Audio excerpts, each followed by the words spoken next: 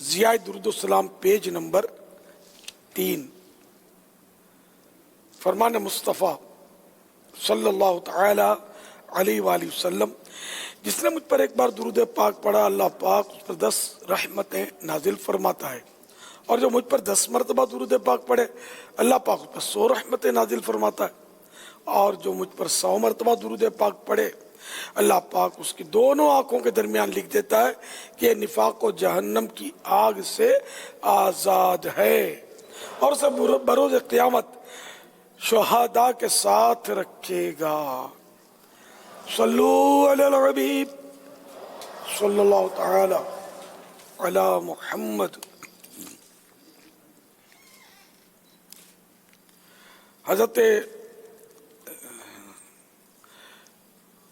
سورت مصطفیٰ صلی اللہ تعالی علیہ وآلہ وسلم، حضرت سیدنا جابر بن سمورہ رضی اللہ تعالی عنہ فرماتے ہیں میں نے چاندنی رات میں نبی کریم صلی اللہ تعالی علیہ وآلہ وسلم کو دیکھا۔ حضور صلی اللہ تعالی علیہ وآلہ وسلم سرخ حلہ یعنی ریڈ ڈریس یا سوٹ پہنے ہوئے تھے، یعنی اس میں سرخ دھاریاں تھی، لائنیں تھی ریڈ۔ میں کبھی حضور صلی اللہ تعالی علیہ وآلہ وسلم کو دیکھتا اور کبھی چاند کو۔ میرے نزدیک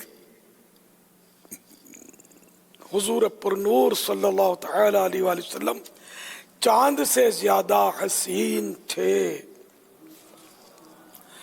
آسماں کے چاند میں تو پھیکا پھیکا نور ہے، آسماں کے چاند میں تو پھیکا پھیکا نور ہے، آ گیا وہ نور والا جس کا سارا نور ہے، آ گیا وہ نور والا جس کا سارا نور ہے۔ مفتی احمد یار خان رحمت اللہ تعالی علیہ اس حدیث پاک کی شرح میں لکھتے ہیں، خیال رہے کہ حضور انور صلی اللہ تعالی علیہ وآلہ وسلم کا چہرہ دیکھنا بھی اعلیٰ عبادت ہے، جیسے قرآن مجید کا دیکھنا بھی عبادت ہے، بلکہ قرآن کو دیکھنے سے چہرے انور یعنی سرکار صلی اللہ تعالی علیہ وآلہ وسلم کا مبارک فیس چہرہ دیکھنا اعلیٰ و افضل ہے، کہ قرآن کو دیکھ کر مسلمان صحابی نہیں بنتا، حضور صلی اللہ تعالی علیہ وآلہ وسلم کا چہرہ دیکھ کر صحابی بن جاتا ہے۔ ان کا نام یعنی سرکار صلی اللہ تعالی علیہ وآلہ وسلم کا مبارک نام مسلمان بنائے، اور ان کا چہرہ صحابی بنائے، اور ان کا تصور عارف یعنی اللہ پاک کی پہچان کرنے والا بناتا ہے۔ فرشتے قبر میں وہ چہرہ ہی دکھاتے ہیں، پہچان کراتے ہیں، قرآن مجید یا کعبہ معظمہ نہیں دکھاتے۔ انہی کے چہرے کی شناخت پر قبر میں بیڑا پار ہوتا ہے۔ ہر مومن کی قبر مدینہ ہے، بلکہ ہر مومن کا سینہ مدینہ ہے۔ ان حضرات یعنی صحابہ کرام علیہم الرضوان کی نگاہ حقیقت بین تھی۔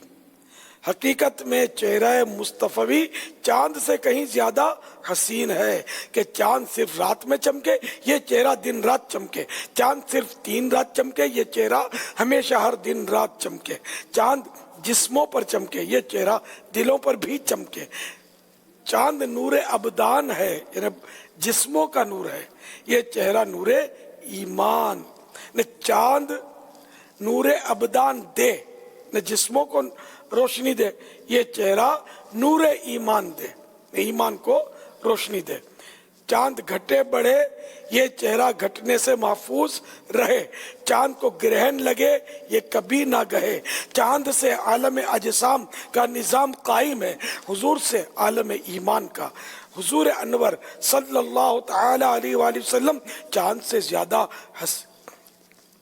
حضور انور صلی اللہ تعالی علیہ وآلہ وسلم کا چاند سے زیادہ حسین ہونا صرف ان کی عقیدت میں نہ تھا بلکہ واقعہ یوں ہی ہے۔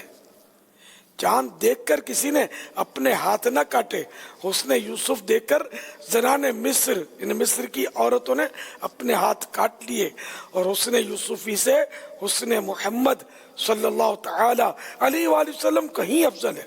لہذا حضرت جابر رضی اللہ تعالی عنہ کا یہ فرمان بالکل درست ہے کہ میرے نزدیک حضور صلی اللہ تعالی علیہ وآلہ وسلم چاند سے زیادہ حسین تھے۔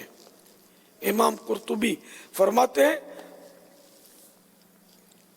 حضور اکرم صلی اللہ تعالی علیہ وآلہ وسلم کا تمام تر حسن و جمال ہم پر ظاہر نہیں ہوا، اگر آپ کا کامل حسن کمپلیٹ حسن ہم پر ظاہر ہو جاتا تو ہماری آنکھیں اس جلوہ زیبا کو دیکھنے کی طاقت نہ لاتی، تاب نہ لاتی۔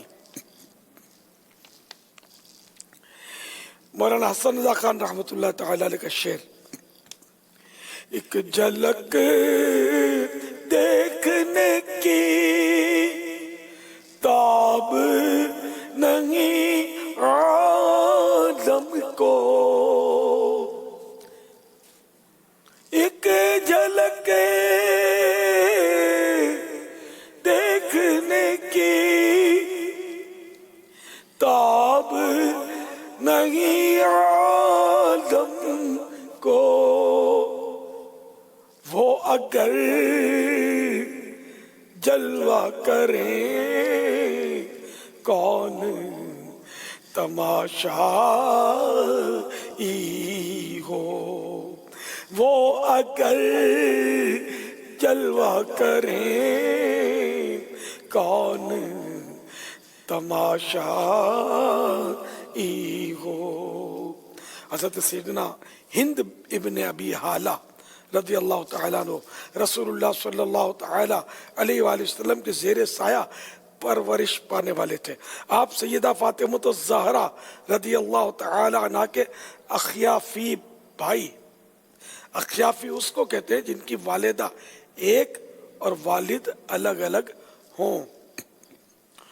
ام المؤمنین حضرت سیدتنا خدیجۃ الکبریٰ رضی اللہ تعالی عنہا حضور صلی اللہ تعالی علیہ وآلہ وسلم سے پہلے ابو حالہ کے نکاح میں تھیں، جس سے حضرت ہند رضی اللہ تعالیٰ عنہ پیدا ہوئے، اور یہ حسنین کریمین رضی اللہ تعالیٰ عنہما کے ماموں جان تھے۔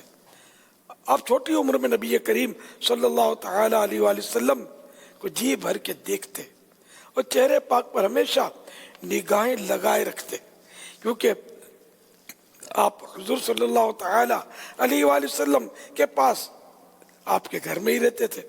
یہی وجہ ہے کہ حلیہ رسول اللہ صلی اللہ تعالیٰ علیہ وآلہ وسلم کا وصف ہند بن ابی حالہ رضی اللہ تعالیٰ عنہ سے مشہور ہوا، نہ کہ اکابر صحابہ سے، کیونکہ صحابہ کرام علیہم رضوان شان و عظمت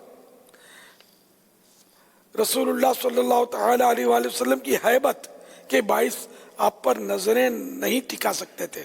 ہند ابن ابی حالہ رضی اللہ تعالیٰ عنہ کی نظر رسول اللہ صلی اللہ تعالیٰ علیہ وآلہ وسلم کا یوں احاطہ کرتی تھی جیسے کہ حالہ یعنی دائرہ 14ویں کے چاند کا۔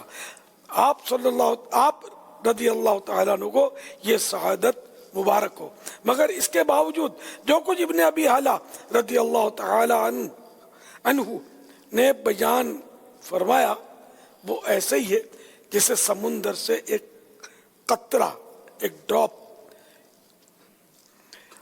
آپ رضی اللہ تعالیٰ عنہ فرماتے ہیں رسول اللہ صلی اللہ تعالیٰ علیہ وآلہ وسلم عظمت والی نگاہوں میں، عظیم دلوں میں معظم یعنی عظمت والے، عزت والے تھے۔ چہرہ مبارک ماہ 2 ہفتہ یعنی 14ویں کے چاند کی طرح چمکتا، رنگ جگمگاتی کشادہ پیشانی اور گھنی داڑھی شریف تھی۔ رخسار یعنی گال نرم و नाजुक और हमवार यानी बराबर थे, और मुबारक मुंह, फराख दांत शरीफ, कुशादा और रोशन थे। बुखारी शरीफ की हदीस नंबर 3556 में है, जब रसूलुल्लाह सल्लल्लाहु तआला अलैहि वसल्लम खुश होते तो चेहरे अनवर खुशी से दमक उठता और यूं मालूम होता गोया चांद का टुकड़ा है। रसूलुल्लाह सल्लल्लाहु तआला अलैहि वसल्लम से ज्यादा हसीन किसी को नहीं देखा। ऐसा मालूम होता कि सूरज आपके चेहरे में चल रहा हो। तेरे तो वस्फ ऐ बेतनाही से है बरी, तेरे तो वस्फ ऐ बेतनाही से है बरी। हैरान हूँ मेरे शाह में क्या क्या कहूँ तुझे, हैरान मेरे शाह मैं क्या क्या कहूँ तुझे, हैरान मेरे शाह मैं क्या क्या कहूँ तुझे। सल्लु अलल हबीब सल्लल्लाहु तआला अलैहि वसल्लम। हुजूर अनवर सल्लल्लाहु तआला अलैहि वसल्लम के जिस्म मुबारक का रंग सफ़ेद और रोशन और ताबा यानी चमकता हुआ, मगर इसमें कुछ सुर्खी मिली हुई थी। ऐसा मालूम होता था कि गोया आपका मुबारक बदन चांदी से ढाल कर बनाया गया है। नूर वाले आका सल्लल्लाहु तआला अलैहि वसल्लम दरमियानी कद वाले थे, और आप सल्लल्लाहु तआला अलैहि वसल्लम का जिसमें पाक इंतहाई खूबसूरत था। जब चलते थे तो कुछ झुककर चलते थे। बाल मुबारक न घुंघरदार थे न बिल्कुल सीधे, बल्कि इन दोनों कैफियतों के दरमियान थे। मुबारक बाल शरीफ पहले कानों की लौ तक थे, फिर मुबारक कंधों तक लटकते रहते थे, मगर हिज्जतुल वदा के मौके पर आप सल्लल्लाहु तआला अलैहि वसल्लम ने अपने बालों को उतरवा दिया।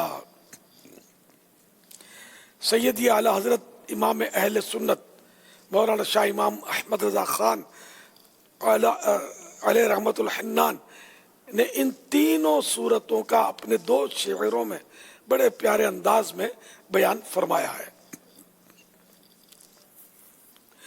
गोश तक सुनते थे फरियाद अबाए तादोश के बने खाना बदोशों को सहारे गैसू। आखिरे हज में उम्मत में परेशान होकर तेरा बख्तों की शफाअत को सितारे गैसू।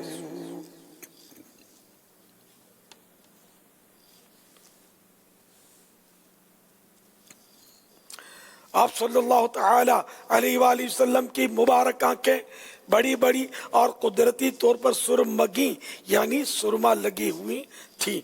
पलकें घनी और दराज थी। मुबारक पुतली की सियाही खूब सियाह और आंख की सफेदी खूब सफेद थी, जिनमें बारीक बारीक सुर्ख डोरे थे।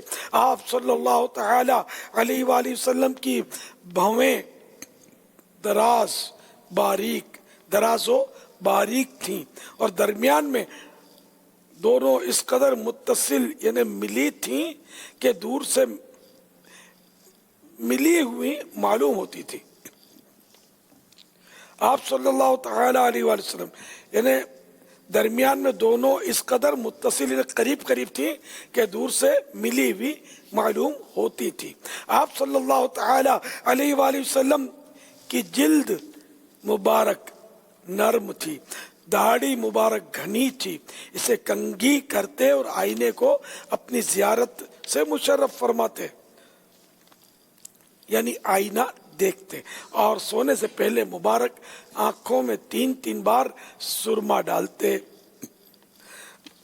مونچھ مبارک کو کٹوایا کرتے اور فرماتے تھے مونچھیں خوب پست یعنی چھوٹی کرو اور داڑھیوں کو معافی دو یعنی ان کو بڑھنے دو اور یہودیوں کی سی صورت مت بناؤ۔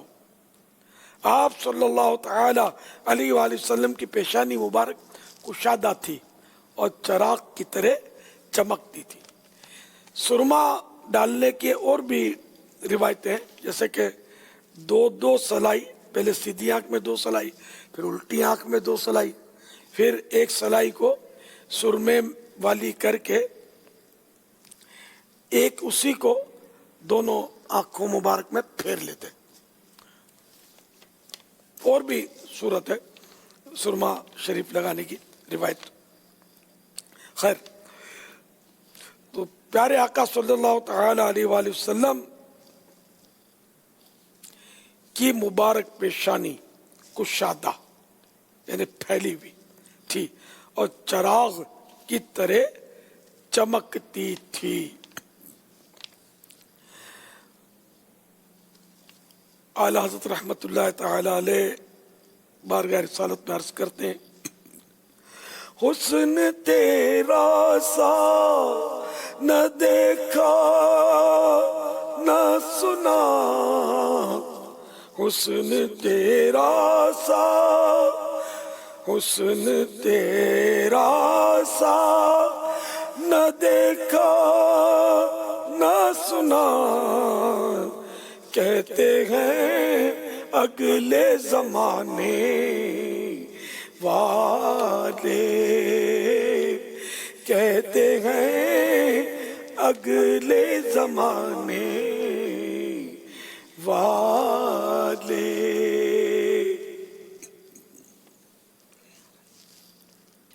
دو کان مبارک کامل و مکمل کمپلیٹ تھے، سننے کی قوت مبارکہ ایسی تھی کہ آسمان کے دروازے کھلنے کی آواز بھی سن لیتے تھے۔ شافی و کافی نبی صلی اللہ تعالی علیہ وآلہ وسلم کے منہ مبارک کا لعاب یعنی تھوک شریف زخمی اور بیماروں کے لیے شفا تھا۔ خوش آواز ہونے کے علاوہ آپ صلی اللہ تعالی علیہ وآلہ وسلم بلند آواز اتنے تھے کہ جہاں تک آپ صلی اللہ تعالی علیہ وآلہ وسلم کی آواز شریف پہنچتی تھی اور کسی کی آواز نہ پہنچتی تھی۔ خطبوں میں آپ صلی اللہ تعالی علیہ وآلہ وسلم کی مبارک آواز گھروں میں پردہ نشین عورتوں تک پہنچ جاتی تھی۔ گردن مبارک چاندی کی مانند سفید، گردن مبارک چاندی کی مانند صاف، ہاتھ مبارک اور بازو مبارک پر گوشت گوشت سے بھرے تھے۔ آپ صلی اللہ تعالی علیہ وآلہ وسلم سینہ، آپ صلی اللہ تعالی علیہ وآلہ وسلم کا سینہ بے کینہ کشادہ تھا۔ پیٹ مبارک اور سینہ مبارک برابر تھے، نہ تو شکم یعنی پیٹ سینے سے اور نہ سینہ پیٹ سے بلند تھا۔ پشت یعنی پیٹھ مبارک ایسی صاف و سفید تھی کہ گویا پگھلائی ہوئی چاندی ہے۔ دونوں پاؤں مبارک گوشت سے بھرے ہوئے اور خوبصورت ایسے کہ کسی انسان کے نہ تھے، اور نرم و صاف ایسے کہ ان پر پانی ذرا بھی نہ ٹھہرتا بلکہ فوراً نیچے کی طرف آ جاتا۔ ایڑیاں کم گوشت اور دونوں پنڈلیاں مبارک باریک و سفید و لطیف گویا کھجور کا مغز ہیں۔ جب آپ چلتے تو قدم مبارک و قوت و ٹھہراؤ اور وقار و تواضع سے اٹھاتے، جیسا کہ اہل ہمت و شجاعت کا قاعدہ ہے۔ آپ صلی اللہ تعالی علیہ وآلہ وسلم جب پتھر پر چلتے تو وہ نرم ہو جاتا تاکہ آپ صلی اللہ تعالی علیہ وآلہ وسلم بآسانی اس پر سے گزر جائیں، اور جب ریت پر چلتے تو اس میں قدم مبارک کا نشان نہ ہوتا۔